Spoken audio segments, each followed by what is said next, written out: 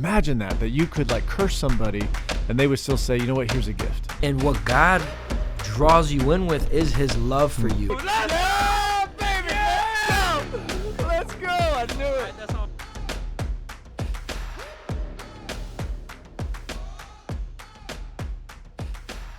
Welcome back to the Patros Podcast, where we are embracing healthy masculinity. It is nice to have y'all back. My name is Allan Pereira. Jeff Ford. Good afternoon, Alan. Good afternoon. We're recording in the afternoon. Or good night. Or good night. Depending on when you're watching. Buen dia. Yeah, buenos dias. Buenos dias. Yeah. Good morning. O buenas tardes. Buenas tardes. Buenas noches. Hey, let's just go through the phrases. I'm sorry for my Latin friends. So I have an idea today. Okay. I want to do this game. I kind of explained it to you before. Okay. Let's see. So we're gonna start it off with a game. Yeah, let's see what you could do. Okay. Let's see. And then I'm gonna give you a hot take on this game. Okay. Since our podcast is on hot takes. Okay. And how we're supposed to like respond as biblical men. To different cultural situations. Yeah, or just whatever. Yeah, like so. Yeah. Okay. All right. What's ready? the game? All right. So we're both gonna say a word. Our goal is to eventually come to the same word. And so on 3, we say a word. Let's say I say pancake and you say waffle. Okay, now we kind of know we're in that breakfast. Oh, dang, we're like thinking. Yeah, we're way we're too hungry. close. We're very close. And then we're like, okay, well, what's the cross between, like, what do they have in common? Breakfast, right? Oh. So we have to think that, but you can't. Then you're thinking. explain. Then you're thinking like what they have in common. You're trying to come up with the So next I might word. say syrup and you might say breakfast, and like, okay, yeah. And then we might both say pancake. Jemima. Oh. Okay. All right, ready? So then when we get it, it's gonna be let's awesome. Let's say if we can't get it, we should put What's some steaks 7? on it. We should put some steaks. You got to on give it this. in 7. And if we can't, What do we do? like what do we need to do? Like We're what are the we're stakes? losers. That's what we are. All right. Well, from now, eventually we'll come up with some stakes. Okay. Like if we have we have to take a shot of like the hottest hot sauce. Oh, jeez, that's gonna. We need to start doing some stuff. Like Okay. That. All right. Bet. All right. We'll figure that out. But this Another is a trial time. run. This is This a trial is- run. So. All right. Ready? So the goal is to get it within 7. We lose if we don't get it within 7. yes. Okay. All I right. like it. Here we All go. right. Ready? 3. Wait. Hold on. Does it have to be like one word, or what if it's like one idea, but it's more than one word? I don't know. I think I've always seen it be one word, but maybe we could do 2. Okay. All right. I guess if you're like Chick-fil-A. Yeah, that's what I'm saying. Yeah, it's like yeah, one yeah, thing, but yeah. it's like. I guess that's fair. I mean, that's hyphenated, but. It makes it a little bit harder than one word. Well, okay. We'll see if we All can. right, ready, All ready. right. Here we go. All right, ready? 3, 2, 1. Chicken. Mike Tyson. Okay. Okay. Ready? 3, 2, 1. Popeyes. Chicken. Wait, why would you say chicken again? I already said chicken. I know, but I thought you were close enough because we're. All right. Okay. All right. 3, 2, 1. Fast Fast food. All right, we're 3 in. Okay. All right, you said fast food. I said Chick-fil-A. So what's right there? Okay. 3. That's chicken. Okay. Kiss. No, you can't sit here. I'm sorry. You gotta go over there. I don't say it. All right, you wanna say it? Go. Say Chick-fil-A. Chicken-fil-A. Okay. Now go sit over there. Thank you. By the way, if they didn't know, Oh yeah. So. because they're probably wondering Yeah, why. Why is she still here? She's not feeling too good, so she had to come with me instead of going to daycare. Do not touch that, please. Being And a Patros. Yeah, so she's with us today because I want to relieve my wife of a duty. The stress, man. Yeah. Well, it's because, like one of us has to take her to work, and it makes more sense for me too because flexibility. And your boss is clearly more flexible. Yes. Just kidding, Alexa's boss. That's a joke. All right, we're on number 4. All right. So I said Chick-fil-A, you said fast food. Okay. Okay. All right. I think we got it. Ready? 3, 2, 1. Chick-fil-A. Chick-fil-A. Bro, you can't say the word that I said. Why would I say the same word again? Because we're trying to meet in the middle. Because we were getting close, I No. thought. You did that twice. Well, my bad. I didn't get the rules. All right, restaurant, and you said Chick-fil-A. I said, okay, so now we Now can't. there's a halfway point between Chick-fil-A and restaurant. Okay, I got it. Here we go. Ready? 3, 2, 1. Fast food. Let's Yeah, baby. Let's go. Let's go. I knew All it. right, that's on 5. Oh, yeah. We definitely probably cheated, but it is what it is. That was awesome. Man, I'm fired up. Yeah, there we go. Okay. We're winners. We are winners. You know what? Winner. Yeah. Man, that was fun. I like doing more of that. I think your daughter was fired up by that too. Yeah, she is. All right, so what are we doing today, Allan? We got some hot takes. Hot takes. Yeah. Yeah. I think you got more than me, Oh, but I'll react to whatever you present. well. Here's how we're gonna do it. So, this is a hot takes episode. We just finished our theology for regular dudes. I'm sure we'll get on to something else, but in the meantime, current events, hot takes. Now, these could be like evergreen, so like something that we can always talk about. It's kind of always a hot take, like Jesus coming back. That's a hot take, but that changes depending on what's going on in the news. But current events, kind of like thinking about that kind of thing. So. We'll just go on maybe, 8, 10 of those and just kind of give each other a little hot take. And the idea is, A, what do you think about it? B, like, well, how should we be thinking biblically? Because what we think is not always the biblical take. So then the other person can kind of call that person out or challenge him or just play devil's advocate to keep it fun. So, all right, I'll give you the first hot take. What I want to know is, I'm going to talk about the Olympics. So the Olympics just happened. Okay. I know you're a basketball fan, right? U.S. won gold, Yeah. right? And KD was getting in Twitter X fights, because there were people cheering for like Luka and like the other because they were like a Nets fan or whatever, you know what I'm saying? Yeah. So they were cheering. So they were rooting for Dallas or whatever? Yeah, so KD was going off on those folks because And right now it's U.S. they're like, man, we're USA, Mm. and they're like, whatever, Luka's my guy. So, like, what's your hot take on that? Is it okay to cheer against the USA if you're USA or not? See, as a dual citizen and of heritage of Japan, it's really hard. The Olympics have always been difficult for me, but also easy. Am I bringing out some trauma? So if I watch, yeah, a little bit. So me and my wife also like volleyball. She was a volleyball player. I played volleyball. And we watched Japan versus the U.S. Oh, And yeah. Japan was working. And you're like, And I'm just like, I win. Sup? We win regardless. Because we is both. I'm national fluid. well, and I get that too because I have a Chinese daughter. Yeah. So you're like, And so let's go China. so it was like, the U.S. versus China for the most golds. And so she was like, Daddy, I win either way. Yeah, So yeah, like yeah. she was happy. And then, obviously in the running and the track and field, there's a bunch of Ethiopians in the longer distances. True. So my son is like, I win either way. I win either way. So I get that piece of it. But is it okay?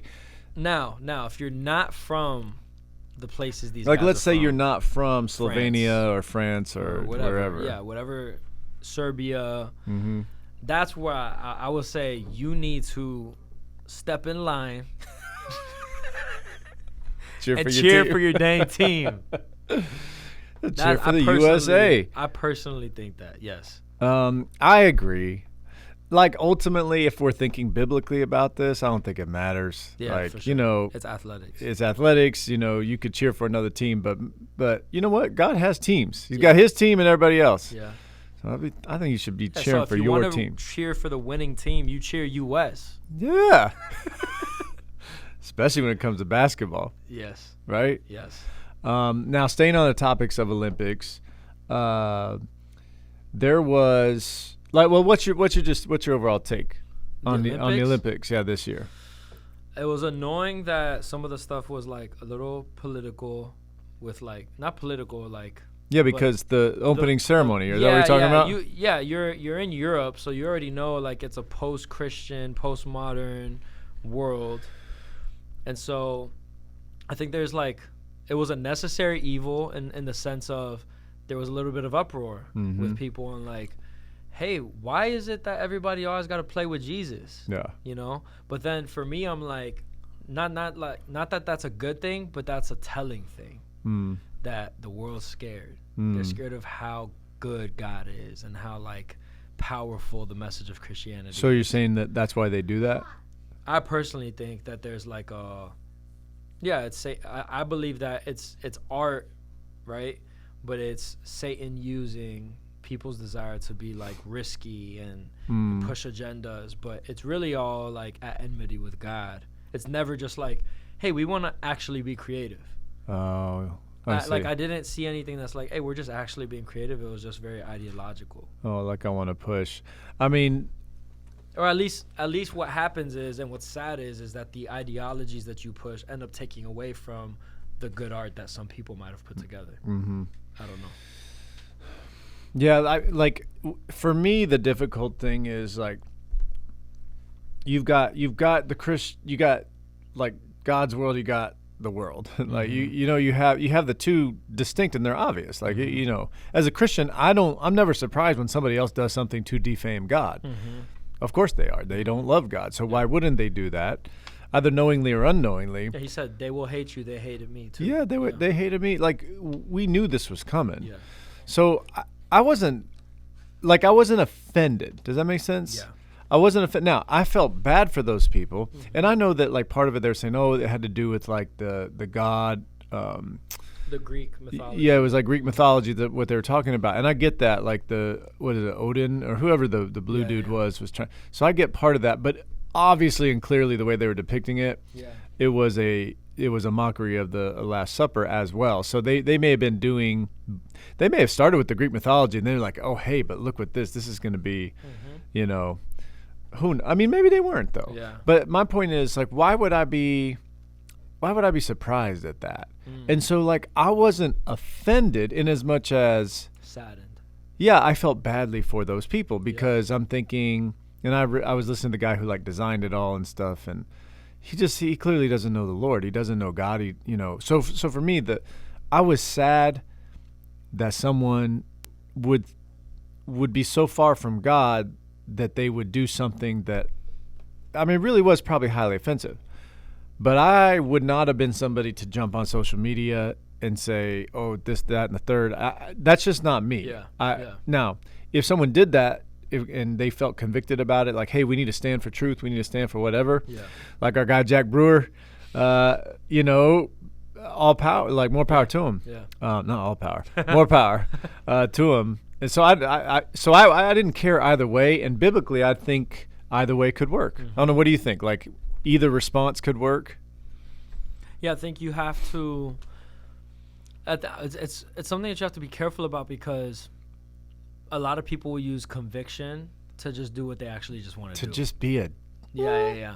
Just to be a jerk and just be like, well, I feel convicted about it, therefore. Because you did have a lot of, like, especially Muslims came out and were like, they wouldn't do this to us because we don't stay, like, we're not, like, we stand firm on stuff. Like, you know what I'm saying? And it's just like, well, we don't, like, that's just not Christianity. When your very God is like, hey, people disrespect us. And we love them. When your religion is saying, hey, they might hate you and they might like hurt you, and what we have called you to do, what God has called you to do, is to turn around and give them a gift. Is to not only forgive, but to go the extra mile. And go. If they steal from you, to give the jacket off your back for them. So like when your religion is to love the people that make fun of you, to love the people that hate you, and then you get all offended by something, it kind of... It's not the message of the gospel. Yeah. Like, what people online, and even people that are like, I'll say it, like, a lot of right-leaning people, which I agree with them on a lot of policies and stuff like that, but from a Christian standpoint, they claim Christianity, but then they're like, we need to stand on, and it's just like, but Jesus just didn't do that. I'm trying to think, he stood on truth. What did Jesus stand on? He stood on the truth of his gospel. Yes.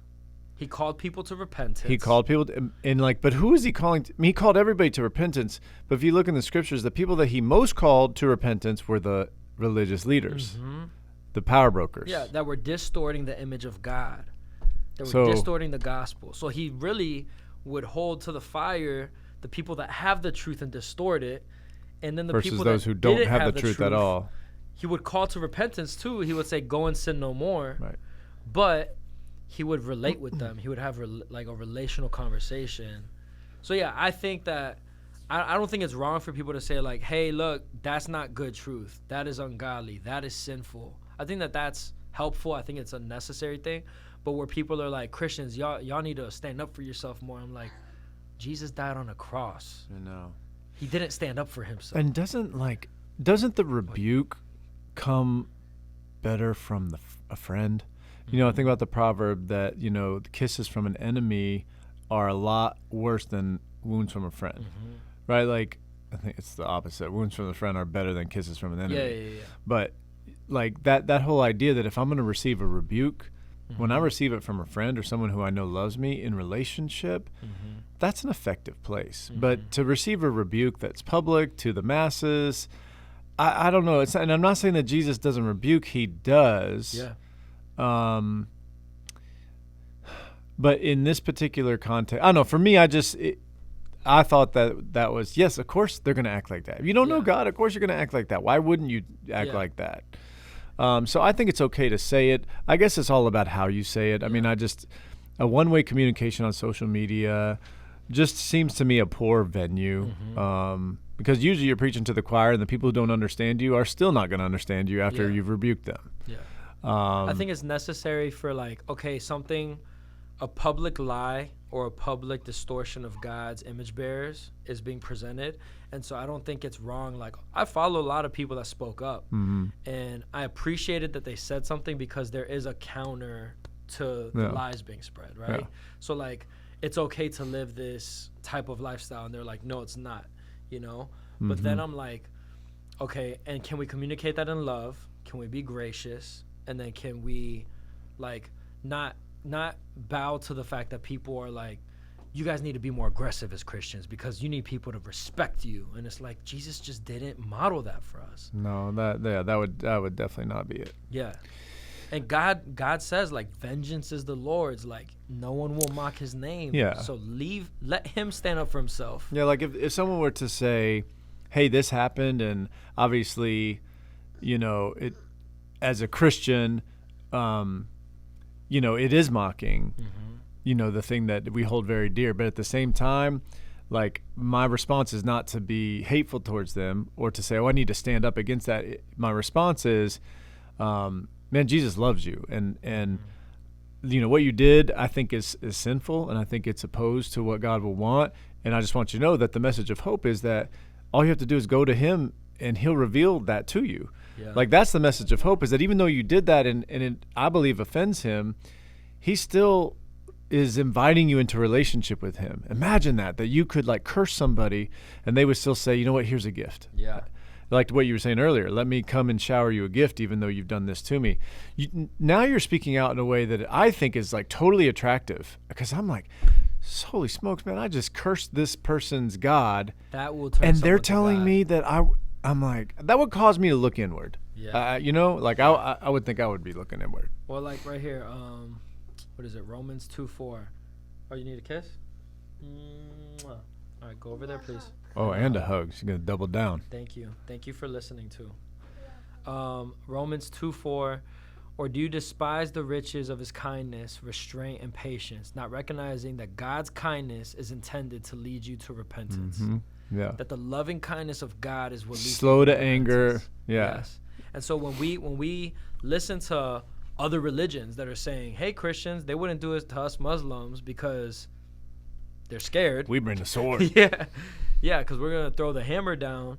It's like, well, that's not love. And what God draws you in with is his love for you, is his love for humanity despite humanity's enmity with him. Yeah. So, yeah, that's my, take on it. Yeah, I think it's right. So staying on the Olympics, I was stuck in a Columbus airport. You know this story. And it was like almost midnight, and we're sitting there watching. We're all just frustrated. It's 3.5 hours late, the plane, or whatever. What can you do at that point? We're the only gate open in the airport, and the Olympics are on. prime time or whatever. And so you had in that airport everybody kind of watching the Olympics because it was like the only thing on. Everybody was tired. And Simone Biles comes on, does her floor routine. And, man, the first tumbling done that she sticks it, everybody started clearing and clapping, cheering and clapping. We were united. And I'm looking around, I go, man, I guarantee not all y'all are Christians. Mm-hmm. I guarantee not all y'all are the same political affiliation. Yeah. So there's not the same religion. There's not the same. But we are cheering over Simone Biles sticking that landing. We're all full of pride and happy and like, yeah, we're together. How is it? So like, hot take on that is how can we be so united on something like that in the Olympics? And every 4 years it comes around and kind of builds this camaraderie. And then we're going into a political season right now where we're going to see the exact opposite. Yeah. I think it's the death of critical thought in the sense of like teaching the generation. And you've seen it become like, I don't want to teach you how to think. I want to teach you what to think. And that's good. And so that's what people have done and generations have done is like, number one, you're programming people to just take clips and information. And I believe that is gospel without being like, hey, I can see past your garbage answer to this hard question and how you just completely finessed and walked around the answer. Both sides of the parties do it where they don't talk about policy. So I could see that you're trying to manipulate me right now. I just watched this movie and this ideology just came in and it made no sense for it to be here. It doesn't fit. And so as a critical thinker, you're just like, okay, you're trying to convey a message to me that it is distracting. And I think that's what's happened with not just our country, but culture in general, society in general, is like we haven't taught people to just look past the smoke. And that's people within the church, where like churches divide over politics. Like you walk into a church and it leans conservative or leans liberal or woke, and all of a sudden people can't have community on Jesus. Yeah. I don't know. Yeah, I mean, the devil is in the world, right? And so as soon as you take Jesus out of the world, or I'm saying, like, you're going to get division. Where Jesus is, there's peace and there's unity. And I always think about those folks where you're driving behind and they got the bumper sticker about like unity, or like, and it has all of coexist. Yeah. And it has all of the and in premise I'm like, yes, right, exist. But then when you go past the smoke, to use your analogy, you're like, but you're saying contradictory things. Like the one says this and the other says this. Both can't be true. Yeah, none of them believe that all the ideologies are actually true. That's universalism, but that falls. Yeah. Because someone has to be right. Someone has to be right. I mean, someone is right. And if you think that, all can be right in their own right, then you actually think that they're all wrong.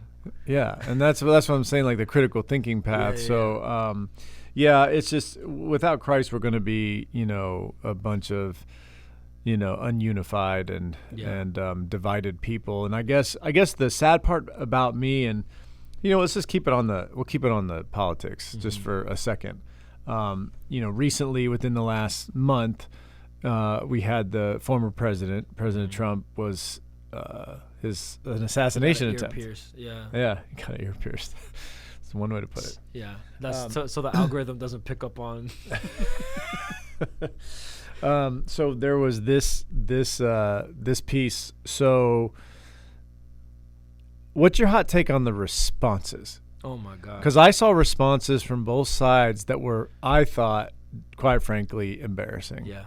So how, like, what's a hot take on the response, and then like how do we think about how should we think about that biblically? So I don't know if you saw like Jack Black's bandmate. Yes. That got like canceled basically. Yeah. And I thought that was a good response for those who didn't hear, cancel. like, Yeah. So what happened is I guess they had like a concert. They were going on tour, which they paused the tour now, I think. Yeah. They did. I think they sang Happy Birthday to the guy. And after singing Happy Birthday, Jack Black asks him, make a wish. and or something like that. And then he basically said, next time don't miss. Yeah. And just the amount of hatred you have to have. Yeah. And this goes to the critical thinking part. Yeah. Is that like what you've been told, and some of it I think is true, like, hey, if we don't secure our borders, like anything that's not secured is in danger. Like, okay, fine. If we don't love the poor, right? Well, what does loving the poor mean? Does that mean bringing the economy to a good place, or does it mean giving handouts, or is it both? Like, let's critically think through this instead of just believing it, both sides when they say, we're going to do this for you. Okay, how? Yeah. And how does that flesh out? And so what both parties have done is you build these audiences that will ride or die for you because they believe if the other person becomes a power figure, we're dead. And so because you're so evil, you're not a human. Like, you are Hitler to me, whether it's Kamala or Trump or whatever. And so I think it's to that level of hatred where some of these people can look at a Trump getting, pierced and be like, next time Hitler needs to die. Mm-hmm. And literally believe that. Yeah. Not knowing that, like, well, maybe he's not as bad as you might actually think, but you've just only been in your little funnel. Or maybe he is, I don't know. But at what point, J. Cole, people that know me know that J. Cole's my favorite rapper. He has a song where he talks about, like, when he gets off the plane, and I guess he's, like, I'm trying to remember the exact lyrics, but the idea is,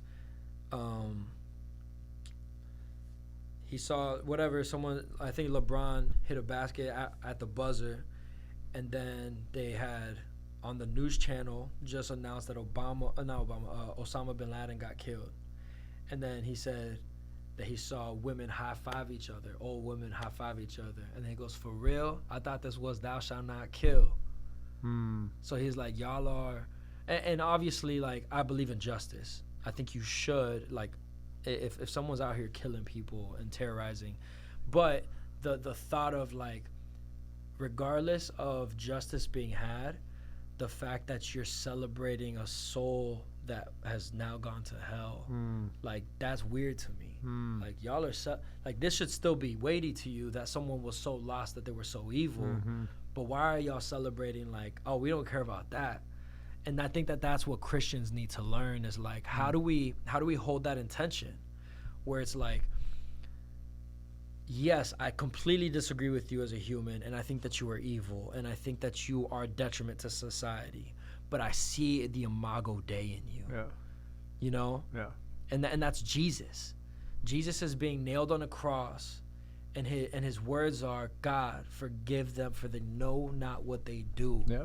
And so even though you are at enmity with me, you are hurting me, you are persecuting me, I love you and you don't understand. And I'm praying for your forgiveness. And that's what, like, Christians need to be modeling regardless. So yeah, I wasn't a fan of, like, both sides. The side that was just like, we wish he died, and then the side that's like, he's perfect, he's a saint from heaven. Yeah. Yeah. I don't know what you think. Yeah, I mean, I think we land similarly. Yeah, we would land similarly. The issue for me was if there had been violence perpetrated on one side, the other side. Like, let's say Biden was, attempted to be assassinated.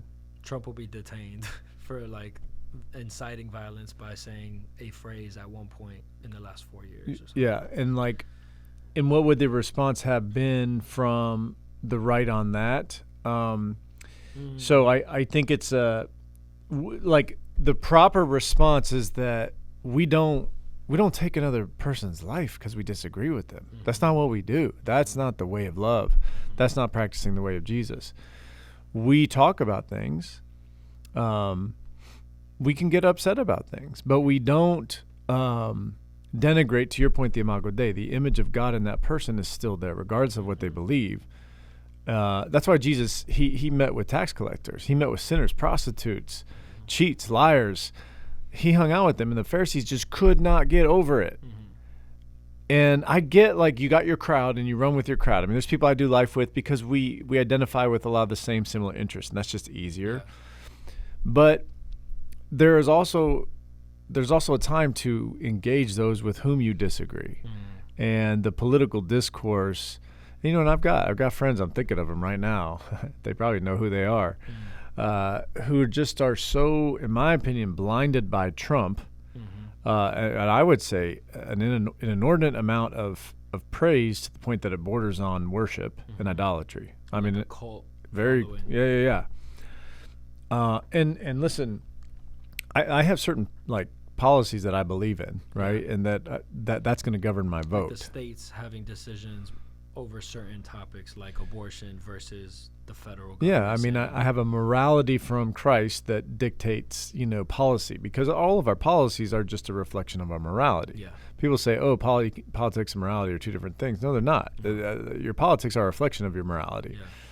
So, but the problem is a two-party system doesn't accurately reflect all of my morality.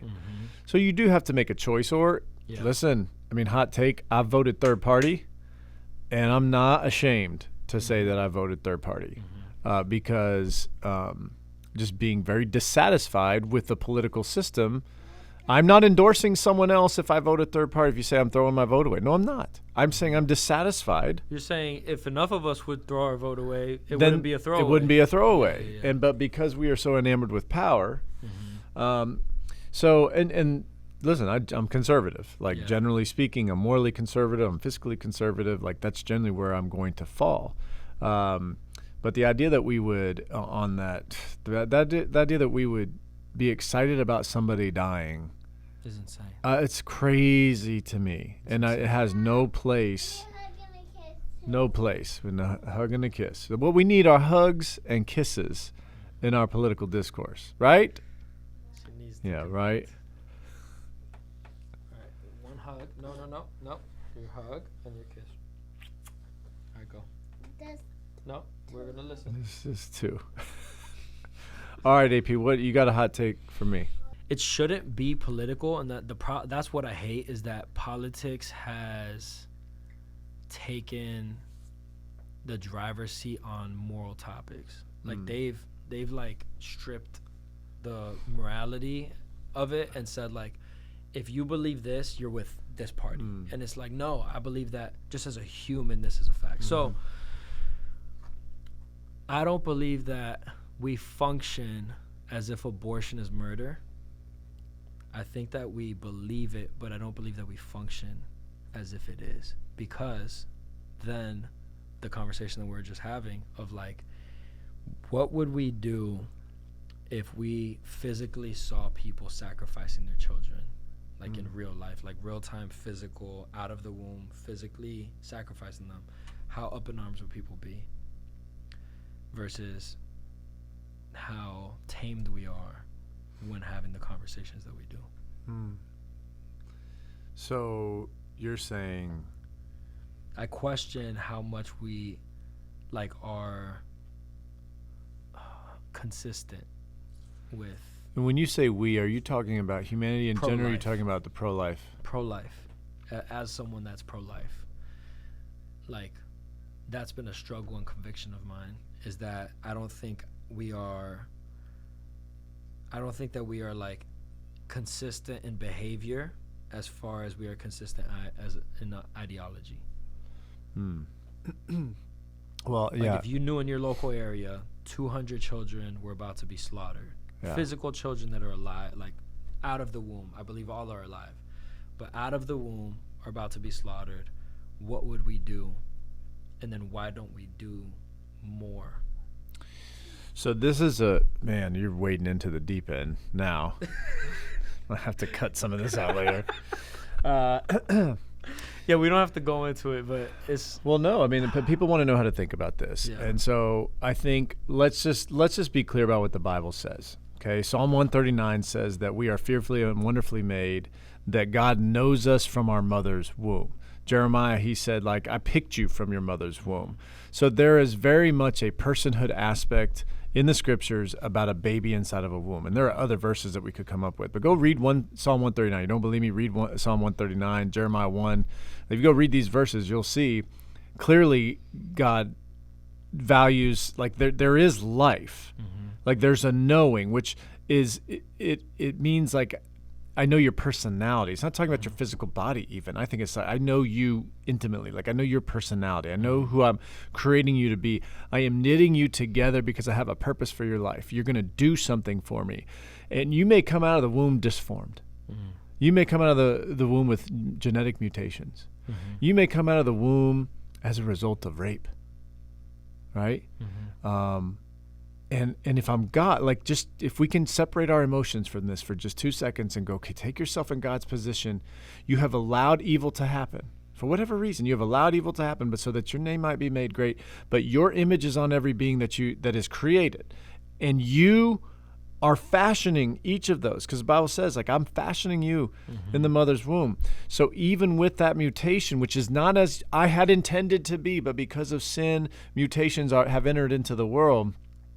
But I have a plan for you, declares the Lord. Like, I am going to use you for some capacity. If all that is true, then objectively we would have to say that those lives matter and should not be aborted, like should not be eliminated, should not be killed. And we use words like aborted. We use words like, eliminated. We use words like whatever. And we take away the humanity of it. Honest, to your point, like that's what we do. We use language to lessen the personal conviction severity. That this is a murder. This is sacrifice. This is a sacrifice. And we just, I mean, in the Old Testament, like child sacrifice was totally condemned. I mean, Jesus, Yahweh says, you die. You sacrifice your child to the fire, like, the Molech and these other pagan gods. You die. Like, I am the Lord. Yeah. Like, he don't play around with that stuff. So I think, like, just theologically, we have to present what the Bible says. And that's like, these are words that we can go and read ourselves. And then we have to decide, do I align with them? Do I align with them? And where it becomes difficult is when we try to appease the culture. And there's a certain aspect that I think, and you may disagree on this. I don't think you do, but I think there's a certain aspect of where I do appease the culture in as much as I'm trying to connect with you. Yeah. Like when Paul said, I become all things to all men so that by all means I might save some. Yeah. He's trying to connect with all of them. To the Jew, I became a Jew. To the Greek, I became a Greek. Like, that's what he's trying to do, is connect. So can we connect with the humanity of, for instance, a rape victim? Right? Man, if we can't, shame on us. Because that is one of the most horrific, most traumatizing, most terrible things that I think could happen. Like, almost more than a murder. Because if you're murdered, at least you're gone. And you have to live with the trauma. But if you were raped, or there was incest, or, one of those things where it was against your will, and now that's a reminder of the trauma all the time. From a very, like, human standpoint, I can get that. Yeah. And so what am I forced to do? I'm forced to take that, and I'm supposed to meld it with this God who says he loves me. And by the way, in my life has shown me that he loves me. Yeah. And then say, God, how would you have me respond? How should I respond to this? And if we can't go to that person with empathy, love, care, and understanding, then we have, I think, totally misread the gospel. The gospel is good news, and that good news means that we can have peace with God. And so in that situation, you would say, man, it's almost impossible to have peace unless there is a God to whom you have been reconciled, and who gives you peace that passes, the Bible says, understanding. Yeah. A peace that passes understanding, surpasses it, is greater than, goes beyond, tells me that there can be some kind of triumph out of tragedy, and somehow I have to see that God has got me. He's in control, and he's got me. So this is a very tough, and especially as men talking, our culture is like, you can't talk about it because you're not that person. Correct. It's like, yeah, but we should all and this is part of the problem. The divisiveness is like, if we can't have critical conversations, then we can't critically think. Yeah. And if we can't critically think, then we're just all gonna, like, have echo chambers. Yeah.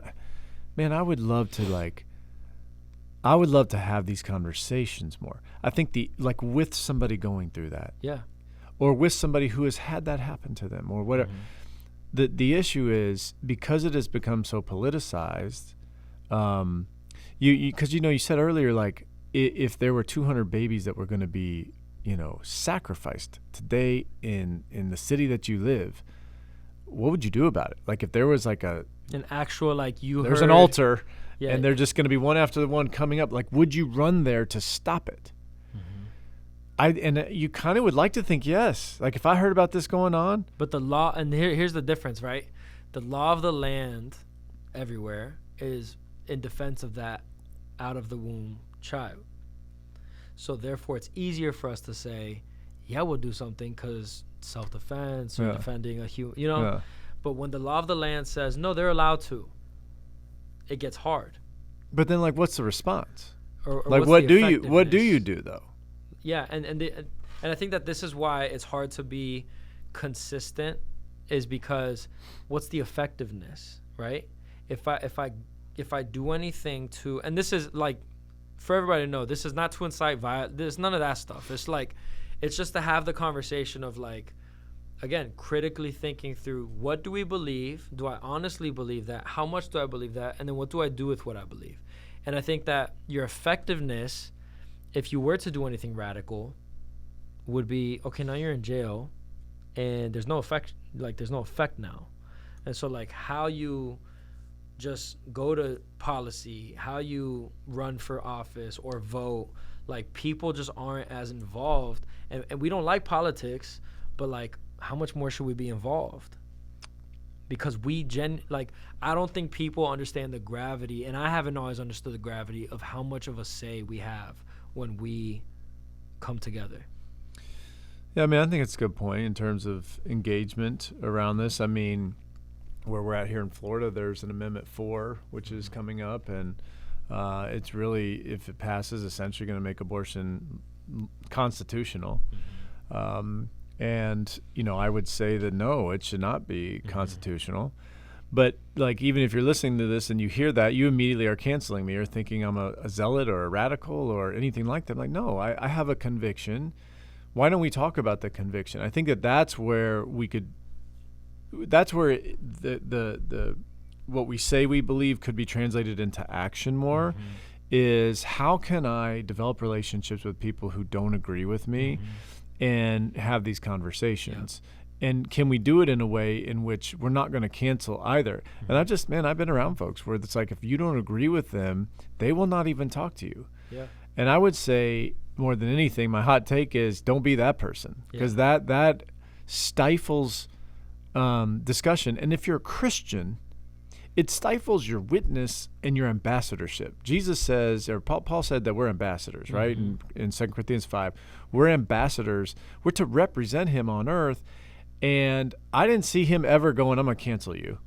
I didn't see him ever going, I'm not going to engage with you. Still had a conversation. He always had the conversation. So it's like, to me, what could we be doing? And like, for instance, like Man Up would be a good example. Here recently, we are with the fatherhood push that has, come down the pike in Florida. And of course, that's right up our wheelhouse. Having conversations with those who are in the pregnancy centers. So like partnering with pregnancy centers to say, hey, let us work with your dads. Yeah. Right? Because they may have thought that they don't have a say in it. They may have thought they have to go along with it, and they may want to go along with it. Yeah. But like, can we have that conversation with those dads? And maybe that's something that we can do, right? Yeah. Like, so I do think that we should be doing more. I also think this, though. This will be my final word. Yeah. I also think that God convicts us each differently. So, for instance, I'm going to vote my conscience. I also don't feel like the pull from God to get in the pro-life movement in like a radical way. And I don't know what that means, like radical. Radical meaning like more than voting and, speaking out about it when I can. So like this came up in this conversation, I'm going to speak out but I don't feel a conviction to go. Now I have other convictions though that I feel like I'm supposed to be talking about more and moving more and, et cetera, et cetera. So I think also we need to be gracious because God, he raised up a William Wilberforce to tackle the slave trade. He raised up a Martin Luther King Jr. to tackle civil rights and he raises up people to deal with certain issues. So I think we have to be gracious. When I think that it's all intertwined. And that's why we have this conversation, right? It's not to be polarizing. It's not to be like, man, we don't do, we need to be more radical. It's to understand and maybe even just to model the fact that like these beliefs and these conversations are a process. Like if we're scared to have these conversations, even publicly, but most people are scared to have them privately, like, what are we doing? And if I'm scared to change my mind because people are going to say, why flip-flop? Because I've heard that a lot recently, right? You hear that about both parties, like, oh, they flip-flopped on that. It's like, and I saw like Vivek Ramaswamy answering some questions on something, and he said, guys, if we flip-flop in the sense of like, I just change whenever it's convenient for me, that's one thing. That's a problem. But if I'm in a process and you've convinced me to like change my mind about something, isn't that what we want? That's what we want. We want intellectual integrity.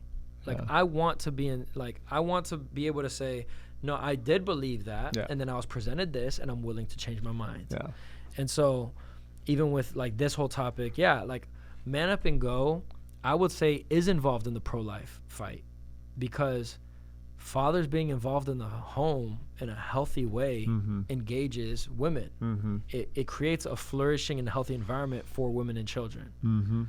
So, like, I think that we all impact each other in a certain way. I think the problem is that a lot of the loud people are the ones that aren't really involved on the floor.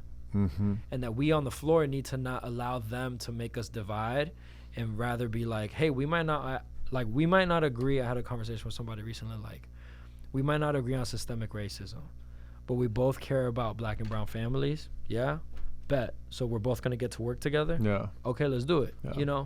We don't have to talk about, well, we can talk about like how we got here, but let's also just talk about like what we can do. Yeah, there is a lowest, like trying to find your lowest common denominator and then being okay with that. And a lot of Christians I've found, unless you agree, and then they'll use verses like, well, you can't be equally yoked, or unequally yoked or whatever. And I do think that that's true. Yeah. And I also think there are times where you take the lowest common denominator on an issue and go, okay, can we agree on these things? Yeah.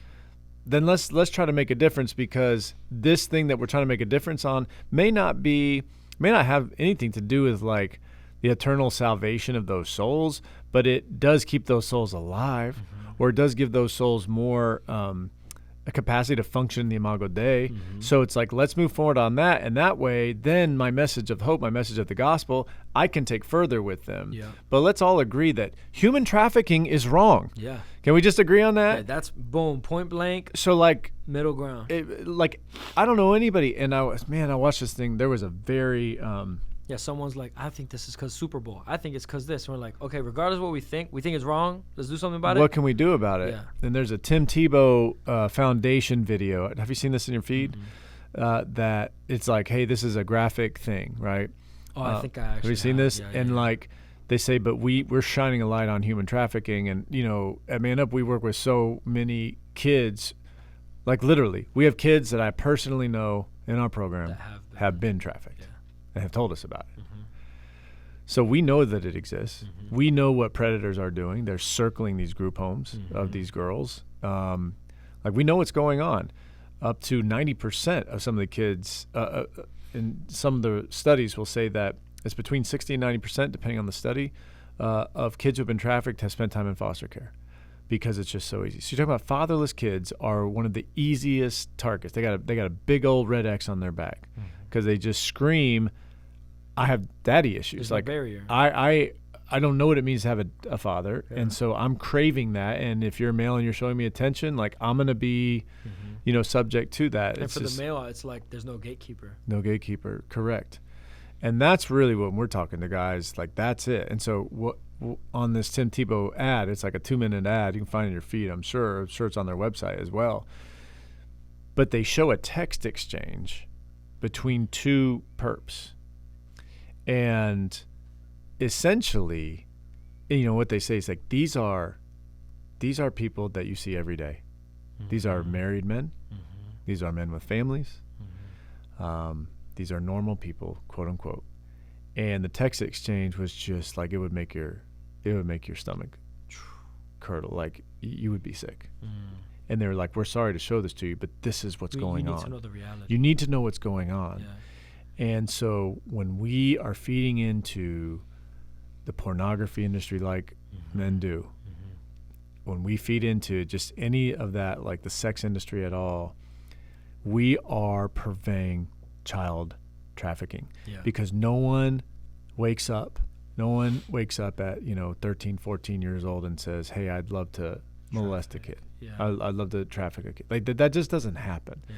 There is a slow fade that happens. Yeah. And so like, yeah, what are we doing? Like we have to face that reality, but then what are things we could do? Well, what are you looking at? Mm-hmm. Because every time you click on that stuff, you're telling the sex industry that it's okay. Yeah. We have a demand here and we need to curate that. Yeah. And it starts with a click here and there. It ends in jail. It ends in destroying a life. It ends in sometimes murder. Yeah. But the devaluing of a life, and because we don't have Patros, we don't have fathers standing in the gap, right? So I know I just got real serious here at the end of our conversation, but like that is something that we need to, as men, face. Yeah. And it's like, if we're pro-life, we have to be pro-life all the way. Yeah. And I can guarantee you that some of these politicians that are yelling pro-life, they got stuff going on behind the scenes that is diabolical. And that's the stuff that we should care about. That, you know what I mean? Like, so. Yeah, no, that's the thing about this, like, and who knows if we'll cut whatever we'll cut. I'll try to send this like 3 days earlier too, so that you could review it. But like, if we can't have these open conversations, like when people, I know that people have even said like, don't talk politics and don't talk religion. And I've had those conversations with people that are in politics and stuff, and just been like, then how do I get to know you? That's the deepest, like every deep point of you impacts your politics and your religion. So what you're telling me is just to know you from a shallow point. I can't know you deeply if I don't know your morals. Yeah. If I don't know where you stand. Yeah. So I think that it's important for us to have these, because it teaches us like, hey, as men, how do we heal? What kind of conversations do we need to have? I would say this. I would say my hot take here on that your comment about politics and religion. Yeah. Is my hot take on that is we should have those conversations. That's my hot take. My hot take would be we shouldn't avoid those at all. My hot take would be get in a conversation about that and lovingly and genuinely and with authenticity say, hey, why do you believe that? I'm just curious. Like, tell me. I'd love to know what led you to that viewpoint. Yeah. Don't be hot about it. Like, don't be ired about it. Don't get your anger up. Like, don't get your blood boiling. Like, just take it calm. Yeah. That's an image bearer. They have a totally different take than you. Awesome. Yeah. Find out why.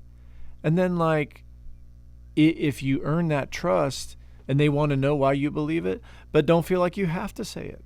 You can ask them questions, and if they don't ask them back, that's okay. Maybe it's for another time. But like, we're so insistent upon making our point. We're so insistent upon, and then we hide behind what you said earlier. Oh, I'm just standing for the truth. And I would argue with that. I'd totally argue that. Said, no, you're standing for you. You're being selfish. You're not being like Jesus.